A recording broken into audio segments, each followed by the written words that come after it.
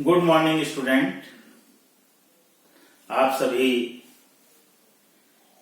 अपने परिवार के साथ प्रसन्नचित्त एवं कुशल मंगल होंगे। कल हम आपसे बात कर रहे थे लीस्ट स्क्वायर मेथड की, और लीस्ट स्क्वायर मेथड में हमने आपको इवन नंबर्स में जब ईयर्स की संख्या दी हुई होती है और ओड नंबर्स में जब ईयर्स दिए हुए होते हैं, उनके बीच में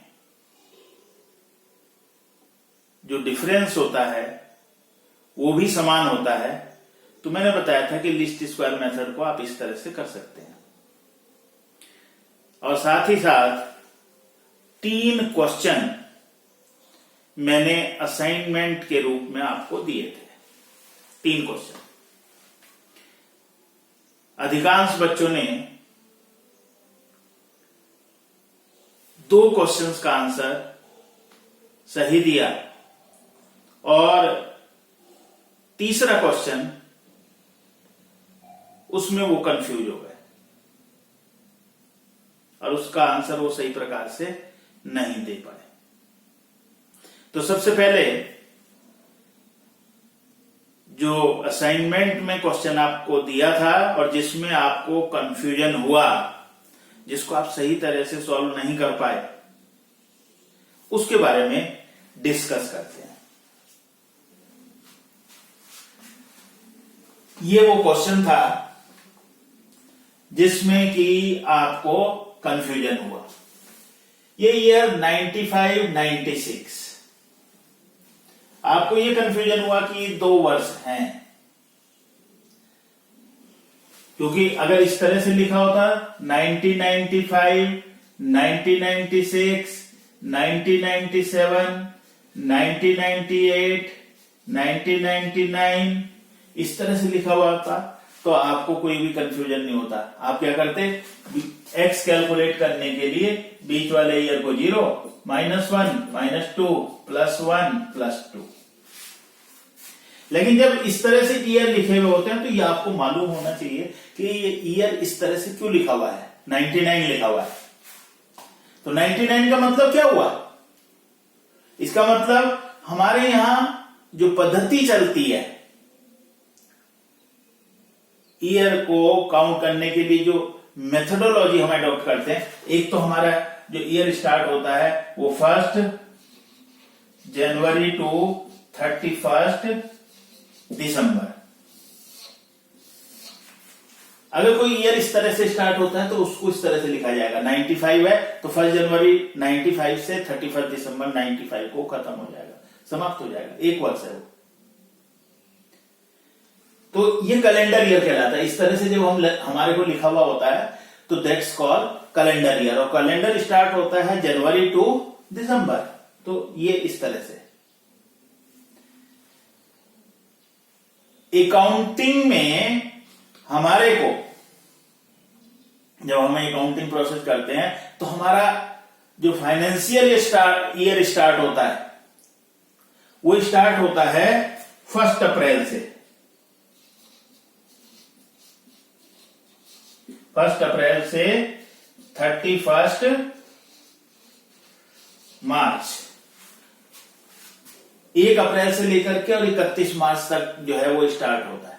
मान लिया जाता है कि 1 अप्रैल 1995 से स्टार्ट हुआ तो कब खत्म होगा? 31 मार्च 1996। और उस ईयर को लिखा जाएगा इस तरह से 1995-96 है। वही 12 मंथ्स, वही 12 महीने हैं, लेकिन वो वर्ष के बीच के महीने से स्टार्ट हुआ और अगले वर्ष के किसी एक महीने में जाकर के समाप्त हो रहा है। तो ये हमारा था फाइनेंशियल ईयर। मैं और एक एग्जांपल आपको लेकर के चलता हूं। यदि मैं आपसे ये पूछूं कि आपका इस समय कौन सा सेशन चल रहा है, तो आप कहेंगे 2019-20।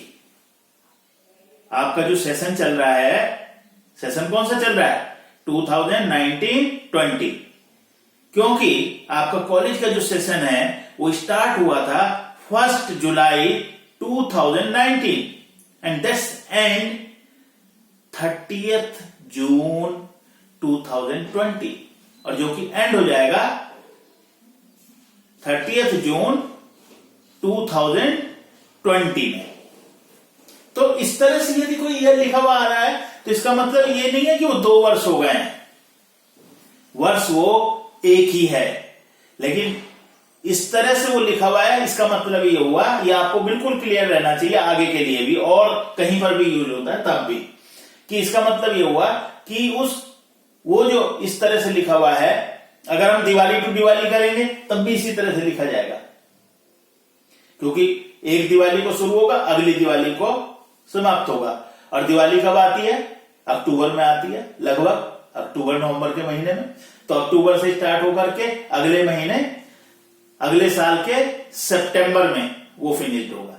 तो सबसे पहली बात यही आपको समझानी थी कि ये इस तरह से जो ईयर लिखा हुआ है वो ईयर 2 नहीं है, ये 2 ईयर नहीं है, ये एक ही ईयर है, जैसे ये ईयर थे।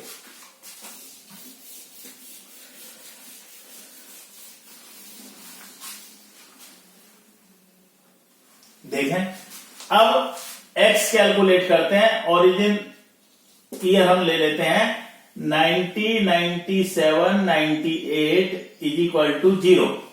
ये 0 हो जाएगा, ये -1, ये -2, ये +1, ये +2। x का स्क्वायर कैलकुलेट कर लेंगे 41014, फिर x into y, x into y 83 into 2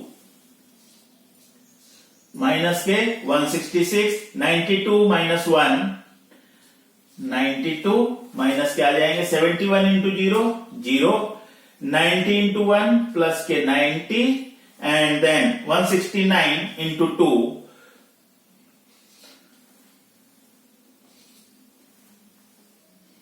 338। ये इसका आ गया कैलकुलेट करके। तो n इज इक्वल टू कितना हो गए? नंबर ऑफ ईयर्स हो गए 5, 1 2 3 4 5। सिग्मा y, y का टोटल कर लेते हैं, सिग्मा y आ जाएगा 83 plus 92 plus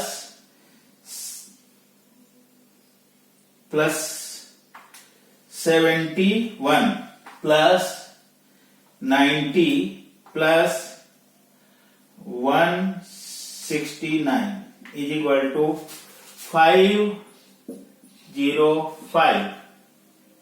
sigma x 0, sigma x square 10, sigma xy देखते हैं, माइनस के हैं हमारे पास 166 प्लस माइनस के ही है 92, तो माइनस के हो गए 258, प्लस के कितने हो जाएंगे? प्लस के हैं 338 प्लस 90, प्लस के हैं 428, ओवरऑल बच जाएगा प्लस का 428 माइनस 258 इज इक्वल टू 170। अब आगे चलते हैं, देखिए a की वैल्यू निकाली जाएगी। a इज इक्वल टू होगा sigma y upon n is equal to 505 upon n। n कितना है? 5 इज इक्वल टू 101। b की वैल्यू निकाली जाएगी। b इज इक्वल टू होता है sigma xy upon sigma x square. Sigma xy है 170 और सिग्मा x स्क्वायर था 10 इज इक्वल टू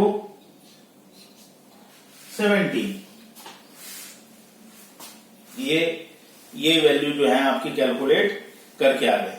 और YC इज इक्वल टू जो ट्रेंड वैल्यू होगी YC इज इक्वल टू हो जाएगी A प्लस BX, जिसमें ये हो जाएगा 101 प्लस B की वैल्यू 17 और X का X। तो ये आपकी इक्वेशन हो जाएगी 101 प्लस 17X।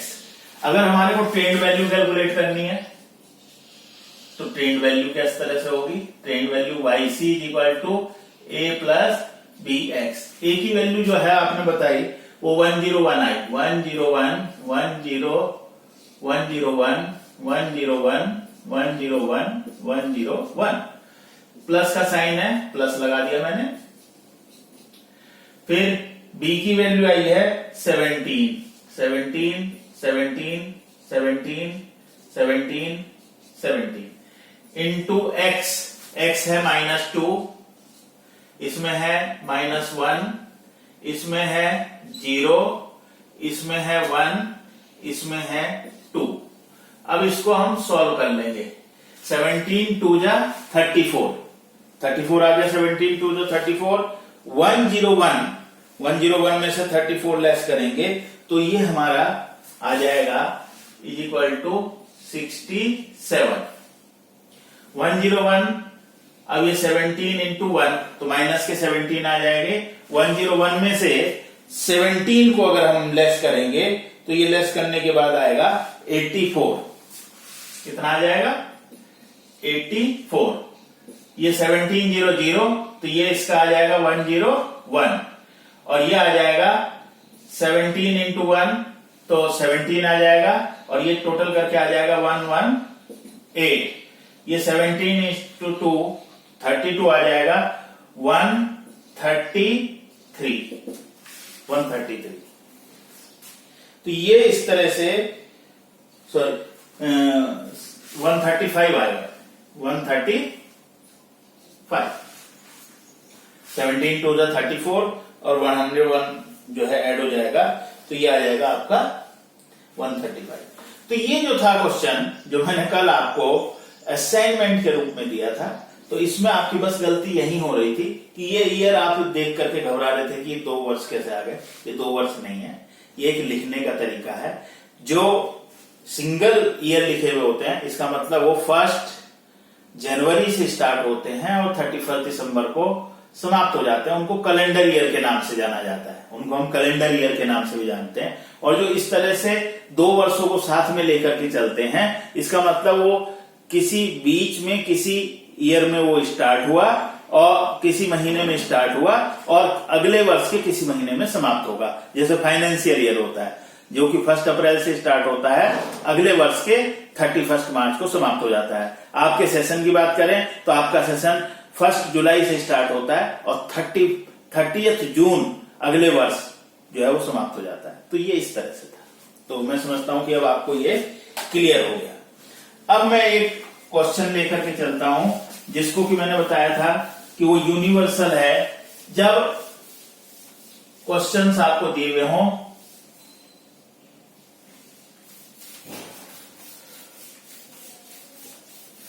वो यूनिवर्सल में,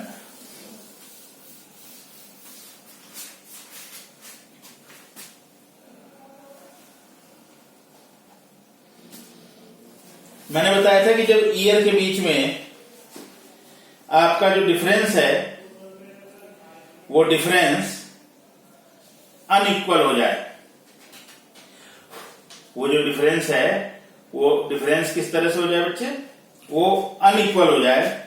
बीच में ईयर के बीच में गैप जो है कहीं पर 1 साल का आ जाए, कहीं पर 2 साल का आ जाए, तो वहां पर हम यूनिवर्सल मेथड को एडॉप्ट करते हैं। जैसे मैं एक क्वेश्चन को लेकर के चल रहा हूं, ईयर है 1988, फिर दूसरा दे रखा है 1990, फिर 1991, फिर 1992, फिर 1993, फिर 1994, फिर 1997।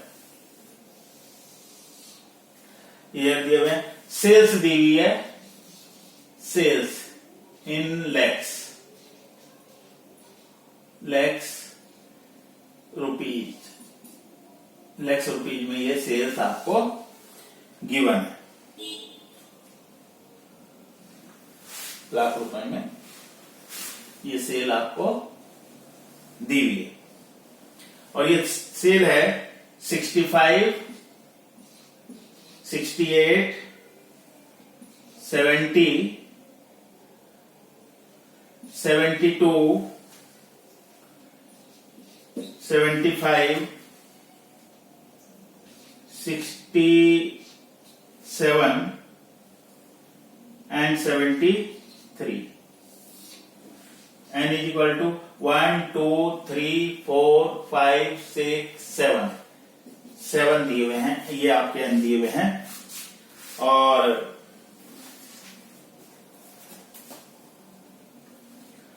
ये क्वेश्चन आपको दिया हुआ है, तो देखने में तो यही है, बीच वाले वर्ष को आप 0 ले लो, -1, -2, -3, लेकिन यहां पर वो एप्लीकेबल नहीं होगा। क्यों नहीं होगा?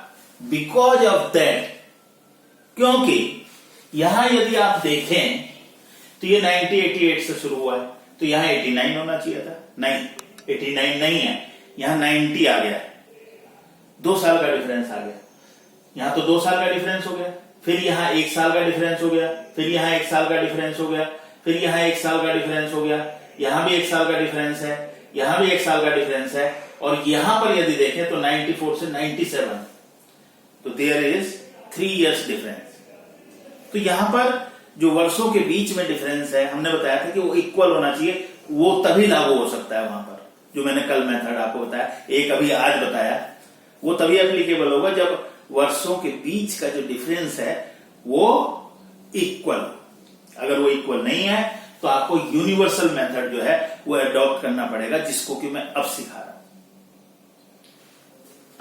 सबसे पहले तरीका वही है, x को आपने कैलकुलेट करना है, और x को निकालने के लिए आप किसी भी ईयर को आप एज्यूम कर सकते हैं। 88 को आप एज्यूम कर सकते हैं, 90 को कर सकते हैं, 91 को कर सकते हैं। क्वेश्चन में यदि दिया हुआ है तो क्वेश्चन में दिए हुए ईयर को लेकर के भी आप चल सकते हैं।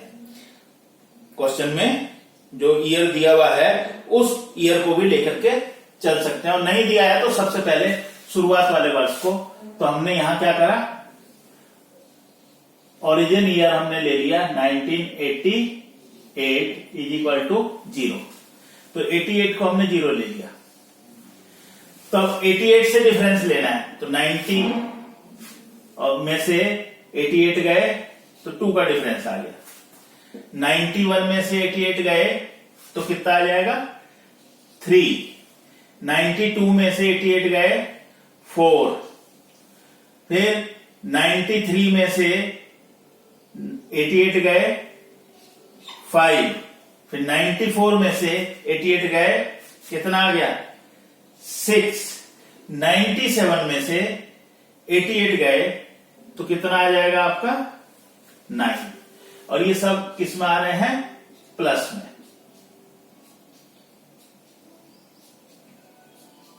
यानी कि इसका इस तरह से करा 1990 माइनस 1988 इज इक्वल टू 2 आ गया। ऐसे ही इधर 1991 माइनस 1988, यानी कि 88 को सब में से कैलकुलेट करना है, तो ये हमारा 3 आ गया, और 1997 माइनस 1988 तो इज इक्वल टू 9, ये 9 आ गया। इस तरह से आपने कैलकुलेट किए x।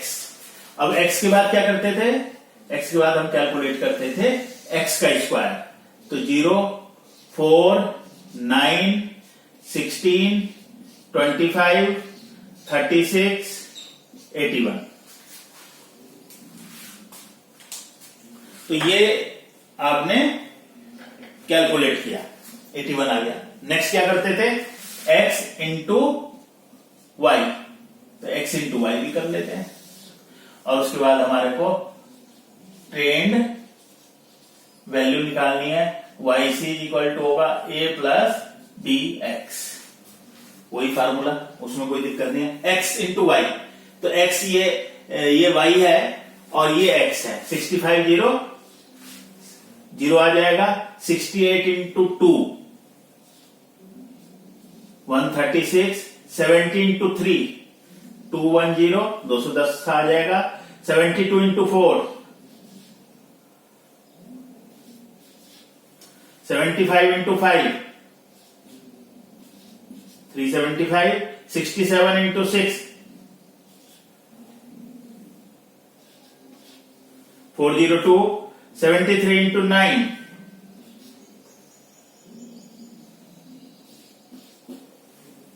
657। तो ये आपने सबसे पहले उसी तरह से, बाकी आपके सारा प्रोसेस सेम है, बस इसमें क्या करा कि हमने किसी मिडिल को नहीं लिया, शुरू वाले वर्ड्स को हमने जीरो ले लिया। या क्वेश्चन में मान लिया था, कहा जाता 92 को ले लीजिए, तो 92 को लेकर के कर दीजिए। 94 को कहता तो 94 को, किसी को भी ले सकते हैं, वो आपका जीरो हो जाएगा और फिर उस तरह से आपको वैल्यू लेंगे। शुरू वाले वर्ड्स को यदि आप लेंगे तो सारे प्लस में साइन आ जाएंगे, क्योंकि उसको कैलकुलेट करने में फिर आपको दिक्कत नहीं होगी। तो देखते हैं, पहले इसका ऐड कर लेते हैं। 65 plus 68 plus 70 plus 72 plus 75 plus 67 plus 73 is equal to, ये आपका आ गया बेटा 490 सिग्मा वाई। फिर x का टोटल कर लेते हैं। x है 2 3 5 4 9 9 and 5 14 and 6 20 plus 9 29 sigma x। Sigma x square कर लेते हैं। सिग्मा x स्क्वायर हो जाएगा 4 plus 9 plus 1 6 plus 2 5 plus 3 6 plus 8 1 is equal to 171। और सिग्मा एक्स वाई का टोटल करते हैं 136 plus 210 plus 288 plus 375 plus 402 plus 657 is equal to 2068।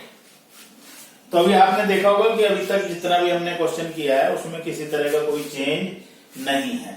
अब हमारे को उसी तरह से ए और बी की वैल्यू जो है कैलकुलेट करनी पड़ेगी। ये आपने नोट कर लिया होगा। तो मैं इतने पोर्शन को जो है बीच में, क्योंकि मैं आपको इक्वेशन को सॉल्व करके बताऊंगा, तो इसलिए इसको रब करूंगा। तो इसको आप नोट कर लीजिए, देख लीजिए पूरा अच्छी तरह से, ठीक है। ये आप नोट कर लीजिए।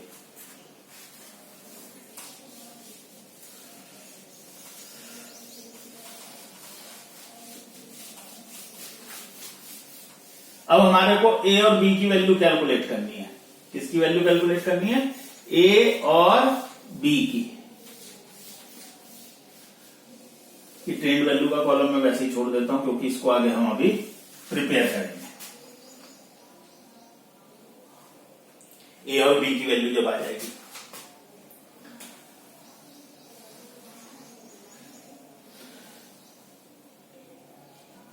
Sigma y is equal to n a plus b sigma x,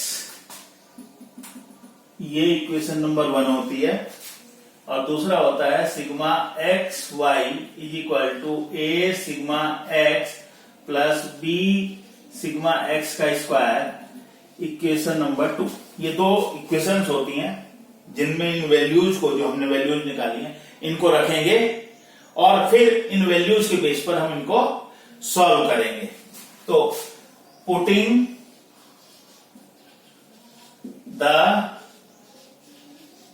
values in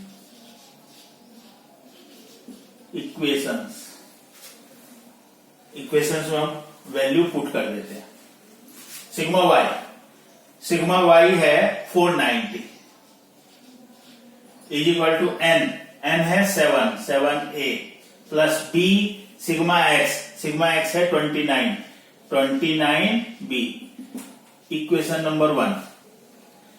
फिर है सिग्मा एक्स वाई है 2068 इज इक्वल टू, फिर है a sigma x 29 plus b sigma x square 171 b, equation number 2। अब ए और B की value हमें calculate करनी है। तो ए और बी की वैल्यू को कैलकुलेट करने के लिए या तो हमें ए को इक्वल करना पड़ेगा या बी को इक्वल करना पड़ेगा। ठीक है, तो देखते हैं 171 डिवाइडेड बाय 29। इसका सीधा सीधा तरीका ये होता है कि ए या बी को इक्वल करना है। तो यहां है 29 और यहां है 7, तो हम नीचे वाली इक्वेशन को 7 से इंटू कर दें और ऊपर वाली इक्वेशन को 29 से इंटू कर दें। यानी कि इसका मतलब ये हुआ इंटू 29 और इंटू 7, यानी कि इसको नीचे वाली इक्वेशन को 7 से कर देंगे और ऊपर वाली इक्वेशन को 29 से इंटू कर देंगे, मल्टीप्लाई कर देंगे। तो आप देखेंगे कि ए की वैल्यू इक्वल आ जाएगी और फिर हम ए को कैंसिल करके बी की वैल्यू को कैलकुलेट कर सकते हैं। और जब बी की वैल्यू आ जाएगी तो हम फिर उसको इक्वेशन में पुट करेंगे और इक्वेशन में पुट करके फिर हम उसको सॉल्व कर सकते हैं। तो देखते हैं, हम पहले 29 से मल्टीप्लाई करते हैं पहली इक्वेशन को। 490 इंटू 29 और ये आ गया आपका 14210 is equal to 7 into 29 is equal to 203A plus 29 into 29 is equal to 841B। ये इक्वेशन नंबर 3 हो जाएगी। अब 1 की जगह 1 2 तो ये थी, अब जब हमने इसको 29 से इंटू कर दिया तो ये इक्वेशन नंबर 3 बन गई। अब इस वाली इक्वेशन में कितने से मल्टीप्लाई करने के लिए लिखा है? 7 से 2068 इंटू 7, यह आ जाएगा 14,476 इज इक्वल टू, अब 29 इंटू 7 इज इक्वल टू आ जाएगा 203A प्लस यहां है 171 इंटू 7, यह आ जाएगा 1197B। ये इक्वेशन नंबर 4 हो गई, इक्वेशन नंबर 4 हो गई। अब हमारे को ए को कैंसिल करना है, लेकिन कैंसिल क्या हो जाएगा? ये भी प्लस में, ये भी प्लस में है, तो हमें सब्सट्रैक्ट करना पड़ेगा बाय सब्सट्रैक्ट, लेस करने पर, सब्सट्रैक्ट करने पर। तो नीचे वाली जो इक्वेशन है उसके साइन चेंज हो जाएंगे। ये प्लस है तो ये क्या हो जाएगा? माइनस। ये भी प्लस है तो ये क्या हो जाएगा? माइनस। ये प्लस है तो ये भी क्या हो जाएगा? माइनस। नीचे वाले सब्सट्रैक्ट करते हैं जब, अगर ये प्लस होता और ये माइनस होता तो वैसे कैंसिल हो जाते, लेकिन दोनों ही प्लस में थे तो हमें सब्सट्रैक्ट करना पड़ा। सब्सट्रैक्ट करने पर नीचे वाली इक्वेशन के साइन जो है वो चेंज हो जाते हैं। ये प्लस में था, माइनस हो गया, ये प्लस था, ये माइनस हो गया, ये प्लस था, ये माइनस हो गया। अब ये प्लस है और ये माइनस है तो ये कैंसिल हो गए। तो अब हमारे पास ये प्लस के हैं, ये माइनस के हैं, तो माइनस के बच जाएंगे 6 2 माइनस के 266 इज इक्वल टू, ये प्लस के हैं, ये माइनस के हैं, यहां भी माइनस के बच जाएंगे। कितने बचेंगे देखते हैं। 1197 minus 841 is equal to minus के 356 बी। अब ये भी माइनस, ये भी माइनस, माइनस से माइनस कैंसिल हो गया, तो b इज इक्वल टू हो जाएगा 266 divided by 356 is equal to, अब देखते हैं 266 divided by 356 is equal to, यह आ जाएगा 0.747 0.747।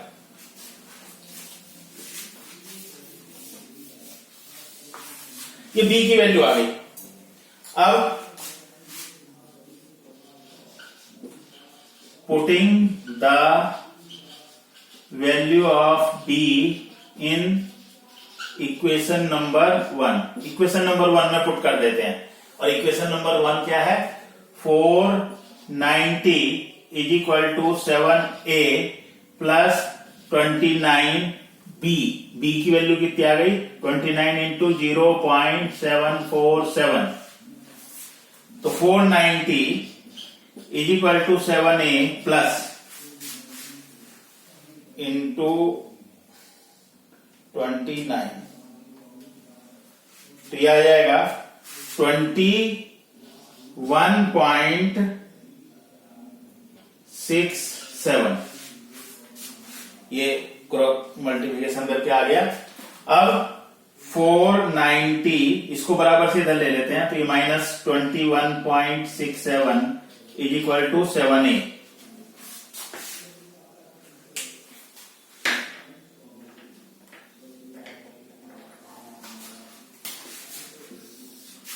फिर और आगे सॉल्व करते हैं, 490 माइनस 21.67 इज इक्वल टू, यह आ जाएगा 468.33 is equal to 7a। a is equal to हो जाएगा 468.33 divided by 7 is equal to, यह आ जाएगा a इज इक्वल टू 66.90। तो ये a की वैल्यू आ गई, और ये जो वैल्यू थी यहां पर अभी आपने कैलकुलेट करी, ये वैल्यू b की वैल्यू है, ये वैल्यू b की है। तो ये वैल्यू जो है आपने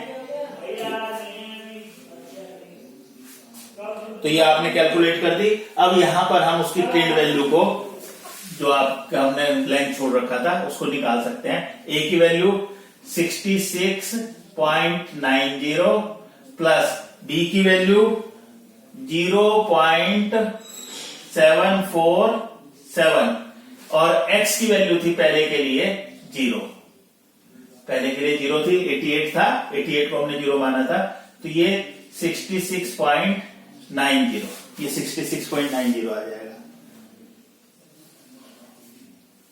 दूसरा कैलकुलेट करके देखें, दूसरे की वैल्यू 66.90 प्लस 0.747 और दूसरे का x था 2, तो 66.90 और यह आ जाएगा 0.747 into 2 plus 66.90 is equal to आ जाएगा 68.4 या 39। तो ये इस तरह से आपकी ये ट्रेंड वैल्यू अब आपकी निकलती रहेगी। नेक्स्ट फिर 3 आ जाएगा, फिर 4 आ जाएगा, फिर 5 आ जाएगा, फिर लास्ट वाले में 9 से मल्टीप्लिकेशन हो जाएगा। तो इसमें आपने देखा कि ये यूनिवर्सल मेथड है। यूनिवर्सल मेथड में क्या है कि आप ये मेथड तभी अप्लाई करना थोड़ा सा लंबा भी है, थोड़ा इसमें प्रैक्टिस भी आपको करनी पड़ेगी। इस मेथड को आप किसी भी क्वेश्चन में लगा सकते हैं, जो कल मैंने क्वेश्चन कराए थे उनमें भी आप लगा सकते हैं। और वैसे मैंने बताया था कि उन क्वेश्चंस में इनको लगाना उपयुक्त रहेगा जिनमें हमारे को जो n दिए हुए हैं, जो ईयर्स हमारे को दिए हुए हैं, वो ईयर्स अनइक्वल डिफरेंस से चल रहे हों। जैसे इसमें पहले 88 था, फिर एकदम से 90 आ गया, फिर 93 आ जाता, फिर 97 आ जाता, फिर 98 आ जाता। तो ऐसे क्वेश्चंस के लिए ये यूनिवर्सल मेथड जो है वो एडॉप्ट किया जाता है, लिया जाता है। तो ये आपने देखा, और इसमें और कुछ नहीं है, ये इक्वेशन में वैल्यूज को फीड करना है और उसको फीड करके फिर ए या बी को किसी एक को इक्वल करना है। तो हम ए को इक्वल करते हैं, तो नीचे वाली जो इक्वेशन होती है उस इक्वेशन को, ये जो इक्वेशन थी इक्वेशन नंबर 2, उसमें ए के साथ जो वैल्यू लिखी हुई थी उसको ऊपर वाले में मल्टीप्लाई कर देते हैं। जैसे 29 थी या 29 को ए में कर दिया, और 7 है तो 7 को इक्वेशन नंबर 2 में ले लिया। तो इससे क्या होगा कि ए की वैल्यू जो है वो हमारे पास इक्वल आ जाएगी, और फिर हम उसको सब्सट्रैक्ट करना, अगर करना पड़ रहा है तो सब्सट्रैक्ट करके हम नीचे वाली जो इक्वेशन है उसके जो साइन है वो चेंज हो जाएंगे। सब्सट्रैक्ट करने पर ये प्लस है तो माइनस हो गया, ये प्लस है तो ये माइनस हो गया, ये प्लस है तो ये माइनस हो गया, प्लस माइनस ये कैंसिल हो गए, तो ये 266 आ गया, ये 356 भी आ गया, ये दोनों के साइन माइनस थे तो ये कैंसिल हुए, b इक्वल टू प्लस में ही आ गया। अब इसकी वैल्यू को आपने किसी एक इक्वेशन में रख दिया, छोटी से छोटी इक्वेशन में रखिएगा, और इसको करने के बाद ये आपका a की वैल्यू आ गई। उसके बाद वही है y c equal to a plus b x, उसमें कोई चेंज नहीं है। तो ये था आपका लीस्ट स्क्वायर मेथड, जो कि मैंने आपको बताया कि किस तरह से लीस्ट स्क्वायर मेथड के क्वेश्चंस को जो है आप कर सकते हैं। मैं दो क्वेश्चन आपको इसी लीस्ट स्क्वायर मेथड से करने के लिए देता हूं, इसी यूनिवर्सल मेथड से आपने उनको सॉल्व करना है। दो क्वेश्चन जो आपके को सॉल्व करने हैं।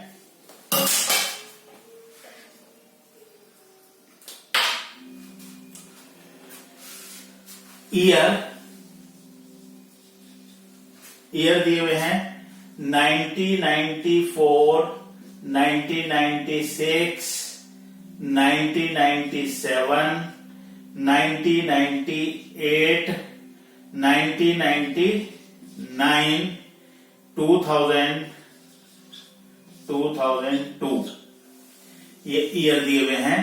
और y की जो वैल्यू दी हुई है वो मैं लिख रहा हूं y है 57, 68, 74, 65, 71, 68, 70, 57, 68, 74, 65, 71, 68 एंड 70 ये क्वेश्चन दिया हुआ है, और इसकी ट्रेंड वैल्यू कैलकुलेट करनी है। ट्रेंड वैल्यू जो आएगी इसकी वो स्टार्ट होगी 62.9 से, लास्ट वाली जो ट्रेंड वैल्यू होगी वो होगी 72.238 ये इसकी वैल्यू होगी। तो एक तो ये क्वेश्चन आपको करना है। दूसरा क्वेश्चन मैं आपको देता हूं, ईयर 1998, 1999, 2000, 2001 एंड 2002 ये ईयर दिए हुए हैं आपको।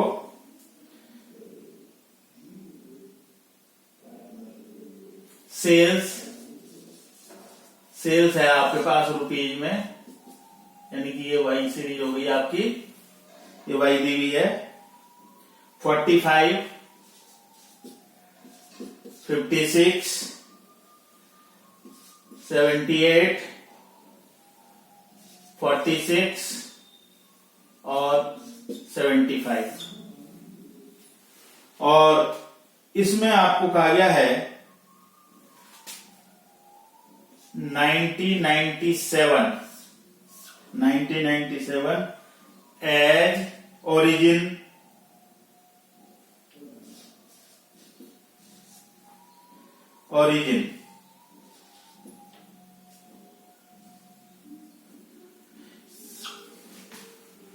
और इसके जो आंसर आने चाहिए आपके, वो आने चाहिए ट्रेंड।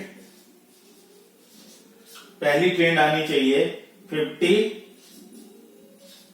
और लास्ट जो आनी चाहिए वो आनी चाहिए 70।